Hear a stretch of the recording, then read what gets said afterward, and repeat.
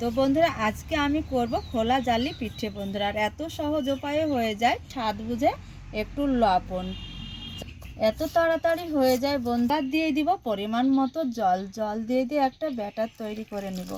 স্বাদ বুঝে লবণ দিয়েছি, ব্যাটারটা ঠিক পরিমাণ মতো করে নিব। অল্প অল্প জল দিব আর ব্যাটারটা মিশিয়ে নিব। তো দেখো ব্যাটারটা ঠিকঠাকভাবে করে নিয়েছি, এই যে তৈরি করে নিয়েছি ঠিকঠাকভাবে। একটু গাঢ় আছে, এইখানে এবার দিব ডিম। তার জন্য একটু গাঢ় করে রাখতে হয়, তোমাদের দেখাচ্ছি। এই যে ময়দার একটা ব্যাটার তৈরি করে নিয়েছি, আর দুটো ডিম যে আমি একটা বাটিতে ফেটিয়ে নিয়েছি, দুটো ডিম আমি বাটিতে ফেটিয়ে নিয়েছি। এবার ব্যাটার ময়দাতে দিয়ে দিব ফাটানো ডিম। এখানে ডিম দিয়েছি, এবার জল জল হয়ে যাবে। দেখো এবার ব্যাটারটা পাতলা হয়ে যাবে। তোমাদের দেখায়, এই যে পাশনে পেছনে এই যে দেখো এইভাবে একটা স্পট পড়বে, তখন বুঝতে পারবে যে ব্যাটারটা খুব সুন্দর হয়েছে। এইখানে দিয়ে দিব এক হাতা ব্যাটার ফ্রাই প্যানে।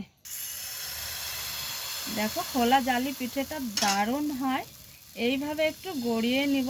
দেখো বন্ধুরা খোলা জালি পিঠেটা কত জালিদার হয়েছে, আর এত সহজ উপায়ে হয়। দেখো তোমাদের দেখায়, এত সুন্দর হয়েছে। এই যে দেখো কতটা সুন্দর হয়েছে আর জালিদার হয়েছে। দেখো খোলা জালি পিঠেটা এত নরম তুলতুলে হয়, ছিঁড়ে ছিঁড়ে যায় বন্ধুরা। দেখো কত জালিদার হয়েছে, দারুণ লাগে খেতে কিন্তু।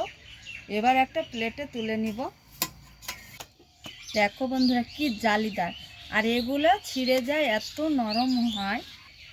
এই যে বন্ধুরা দেখো খুবই নরম তুলতুলে হয়, আর খেতে দারুণ লাগে। দেখো কতটা নরম আর এত স্পঞ্জি হয়, খেতে খুবই ভালো লাগে।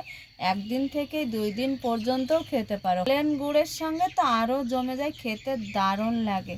আর দেখো কতটা সুন্দর দেখায় তোমাদের। এই যে দেখো খুবই ভালো লাগবে। তো আশা করছি তোমাদের আজকের রেসিপি খুবই ভালো লেগেছে। ভালো লাগলে অবশ্যই লাইক কমেন্ট শেয়ার করবে, চ্যানেলটা সাবস্ক্রাইব করবে। আজকের রেসিপি এইখানেই শেষ করছি, দেখা হচ্ছে পরবর্তী ভিডিও নিয়ে। তোমাদের